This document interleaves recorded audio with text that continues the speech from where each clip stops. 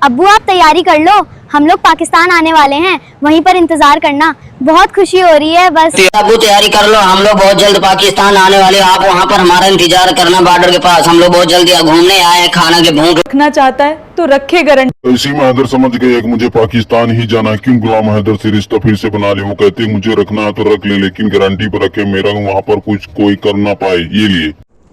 कैसे हैं मेरे सभी प्यारे बहन भाइयों, आशा करती हूँ आप सब अच्छे होंगे। आज मैं फिर से आज एक नई वीडियो के साथ आज मेरे पास एक ऐसा वीडियो आया है जिसे मैं आपके साथ शेयर करना चाहती हूँ। तो वीडियो को एक मिनट भी स्किप मत कीजिएगा, पूरा देखिएगा कि किस तरह से हैदर के बच्चे जो है हैदर से कह रहे हैं कि हम जल्दी आने वाले हैं पाकिस्तान और आप केस जीतने वाले हो। तो इसमें हैदर बड़ा खुश होता है और अपने लिए इंडिया का वकील करता है। और वकील करने के बाद एक नए वकील हैं जो इस वीडियो में आपको सारी इन्फॉर्मेशन देंगे। तो उस वीडियो में बहुत सारी ऐसी बातें हैं इस केस से रिलेटेड जो वाकई जाननी चाहिए और समझनी चाहिए। तो वीडियो को स्टार्ट करने से पहले मैं आप लोगों से गुजारिश करती हूँ वीडियो को पूरा देखिएगा, लास्ट तक देखिएगा। वीडियो आपको अच्छा लगे देखने के बाद तो एक लाइक ज़रूर कीजिएगा, चैनल पर नए हैं तो सब्सक्राइब करके शेयर कीजिएगा। और आपकी क्या राय कमेंट्स बॉक्स के जरिए ज़रूर बताइएगा। और आप मेरा पहले की तरह कहाँ से मेरा वीडियो देख रहे हैं ये भी मुझे बताइए, ताकि मैं आपका शुक्रगुजार कर सकूँ कि आप मेरा वीडियो वाकई देखते हैं और पूरा सपोर्ट करते हैं।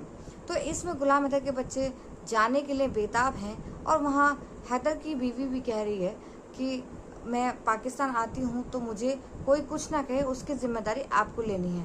लेकिन उससे पहले जो मोहतरमा है, जो हमारी वकील हैं भारत की, उन्होंने क्या बातें इस वीडियो में कही हैं वो आपको इस वीडियो में दिखाती हूँ।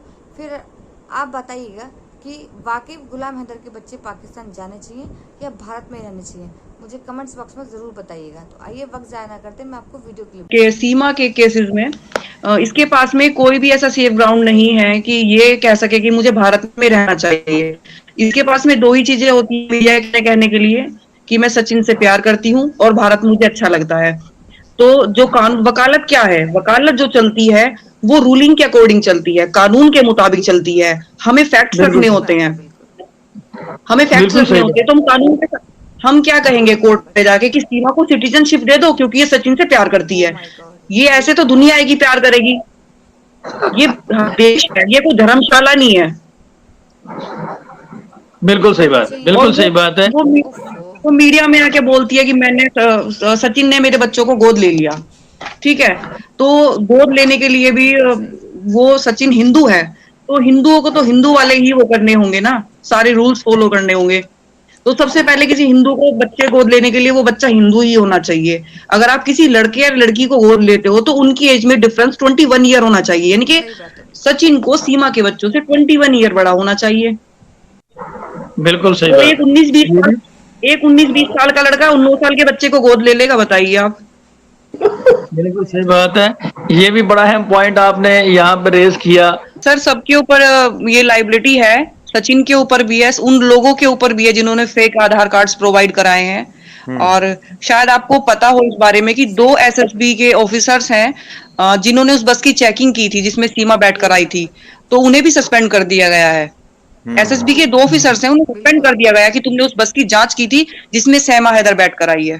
यहाँ पे सॉरी सर मर्चेंट सर, ये कानून है, ये हलवा नहीं है इसे कुकर में कढ़ाई में चढ़ाया और बनाया एकदम कर गए। अभी अभी अभी उनके ऊपर उनके अगेंस्ट एफआईआर हुई, वो जेल भी गई हैं और फिर एटीएस जांच भी कर रही है। उसे काफी लंबे समय तक कस्टडी में रखा गया और कहाँ रखा गया किसी को नहीं पता था। बहुत ही 17 घंटे 18 घंटे उसे पूछताछ हुई है। और बहुत सारी, ये नहीं कि एक एटीएस ही है, सीबीआई है, बहुत सारी जांच एजेंसीज हैं। ऐसे नहीं है कि उसे पाकिस्तान भेज देंगे, ऐसे भेज देंगे। अगर वो यहाँ क्रिमिनल साबित होती है तो वो यहाँ तो जेल में जाएगी ना, बच्चों को आपको डिपोर्ट कर दिया जाएगा। देखिए ये आप बड़ा ही अजीब आपने सवाल पूछा। देखो किसी देश की जुडिशरी इंडिपेंडेंट होती है, किसी भी देश की। हाँ जी बिल्कुल सही। ये है जुडिशरी, हम लोकतंत्र का तीसरा स्तंभ है जुडिशरी जो होती है। अगर जुडिशरी सरकार चलाने लगी तो फिर हम लोगों का क्या काम रहा। तो ठीक है, जो हमारे कॉन्स्टिट्यूशन का है, जो फैक्ट्स केस के होते हैं उसे हम कोर्ट में बोलते हैं, उसके रिगार्डिंग हमें न्याय मिलता है। देखिए पहले तो मैंने आपको क्वेश्चन सुना नहीं, लेकिन मैं किसी भी पॉलिटिकल क्वेश्चन पे आपको ये कहूंगी यहाँ की गवर्नमेंट बहुत अच्छी है, बहुत ही अच्छी है। यहाँ पे इंस्टेंट डिसीजन लिए जाते हैं। अब अगर बच्चों को पाकिस्तान डिपोर्ट कर दिया जाता है, अगर बच्चे पाकिस्तान चले जाते हैं, सही तो सचिन फिर सीमा का ये कहना होगा कि मुझे पाकिस्तान में खतरा है, मैं पाकिस्तान नहीं जाऊंगी। तो सर ये मामला ह्यूमन राइट्स का हो जाता है, फिर इसमें ये इंटरनेशनल लेवल का मामला हो जाता है कि एक महिला जो इस तरह अवैध तरीके से भारत गई है और फिर वापस जाना चाहे तो उसकी मान को खतरा हो जाता है। जांच चल रही होगी, मैं इस विषय में अभी जब तक कुछ ऑन एयर नहीं आ जाता तो हम कुछ नहीं कह पाएंगे। पर्दे सामने तो केवल आजकल सीमा का चल रहा है, सुनते हैं, देखते हैं, और सीमा को भी लाइव डिबेट्स में देखते हैं, तो जितना सुन लेते हैं उतना आपस में शेयर कर लेते हैं। I think that's sufficient for us. बिल्कुल सही बात है। अमिता जी, मेरा आपसे ये क्वेश्चन था कि सीमा हैदर जैसे कि बहुत सारे जराइम, बहुत सारे ऑफेंस करके पाकिस्तान से भारत में गई है, जब कोई शख्स किसी एक स्टेट से ऑफेंस करके दूसरी स्टेट में इलीगल तरीके से दाखिल होता है, तो क्या ये जो यहाँ पे इसने ऑफेंस किए हैं, डेफिनेटली इसकी सजा तो पाकिस्तान की अदालतों में ही होगी, लेकिन अगर ये सारे एविडेंस भारतीय अदालतों में पेश किए जाएं तो ये कैरेक्टर बिल्डिंग के लिए चीजें वहाँ पे इनकी बेस पे कोई इनकी अहमियत होती है भारतीय अदालतों में या नहीं? मेरा आपसे ये क्वेश्चन।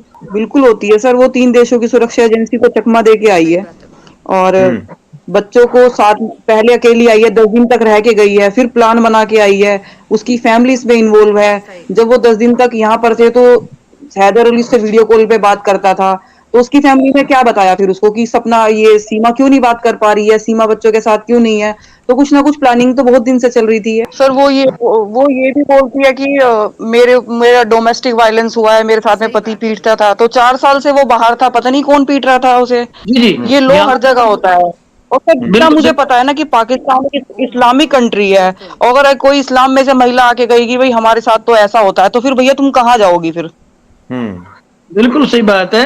और आप यहाँ देखें कि यहाँ पे मेरा फिर ये लीगल क्वेश्चन बनता है कि अगर ये खातून कहती है कि मुझे पाकिस्तान में पीटा जाता था, डोमेस्टिक वायलेंस होता था, तो भाई उस हवाले से तुमने पाकिस्तान के किसी इदारे से रुजू किया, किसी ह्यूमन जो राइट्स की एनजीओ होती हैं, या कोई लीगल एक्शन लिया, कहीं कंप्लेंट फाइल की आपने कि या अब आपको भारत में जाकर याद आया कि आपके साथ डोमेस्टिक वायलेंस होता था?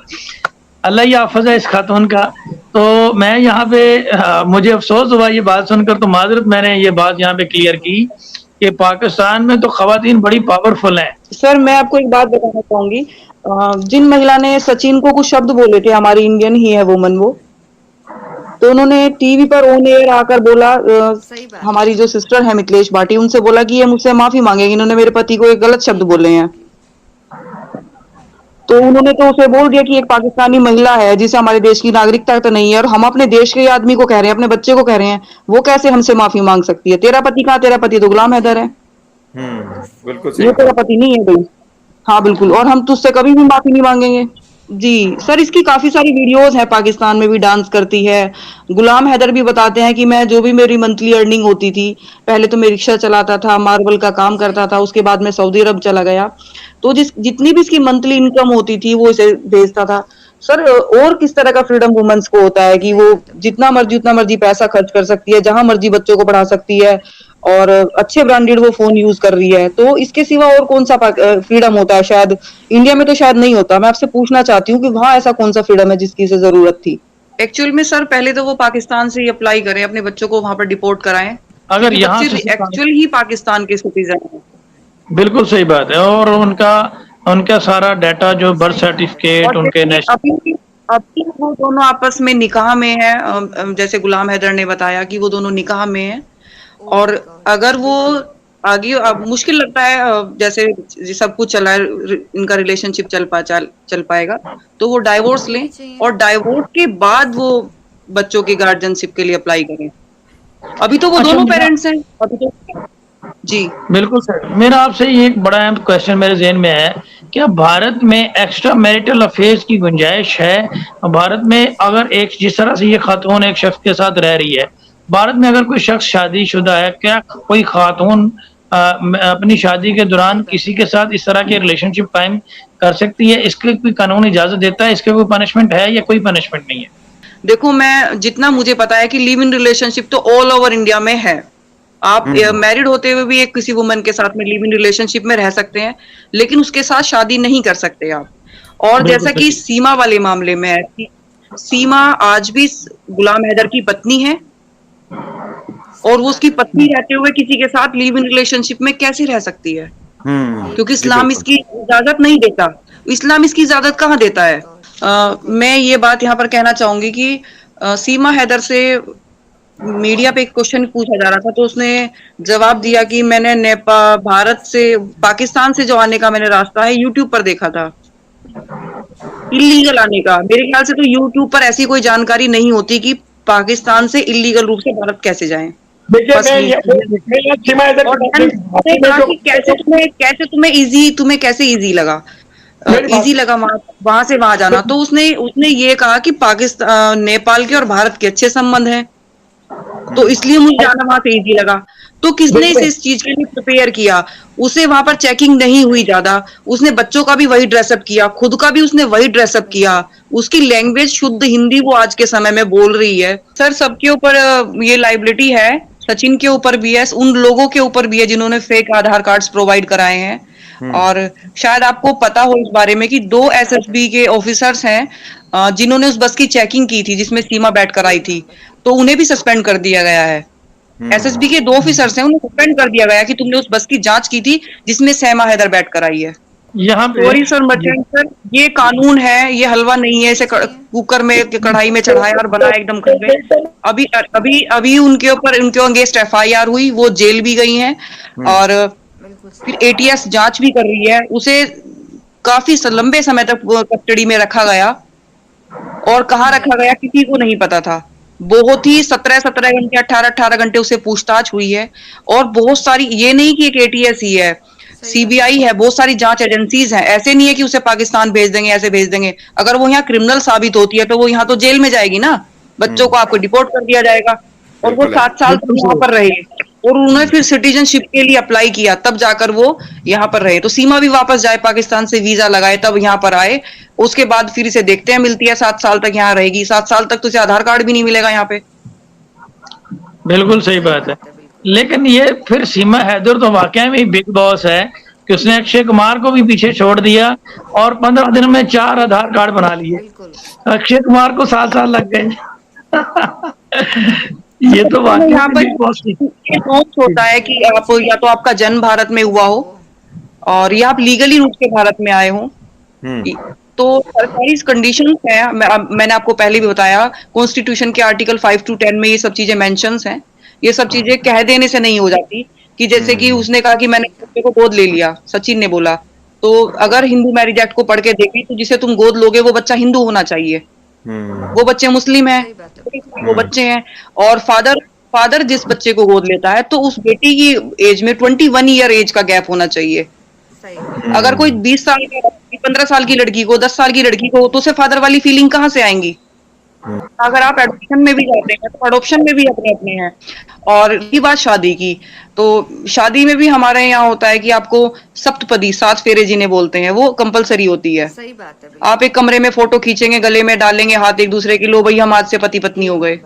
ऐसे नहीं होता है सर। इसमें और ये भी कहना चाहूंगी कि देखो सर, ये तो कम्प्लीटली एक मजाक है कि पति बाहर कमाने गया है और पत्नी अचानक गायब हो जाती है। कि तुम, फिर वो उससे जब कांटेक्ट करता है कि तुम कहाँ हो, कि मैं तो इंडिया में हूँ, मैंने किसी से शादी कर ली। अरे तुम तो मेरे निकाह में हो। और बच्चे कहाँ हैं? इनको बच्चे मैंने किसी को दे दिए, 4 बच्चे। तो भैया मैं क्या यहाँ पर सऊदी अरब में कर रहा हूँ, तुम वहां चली गई हो।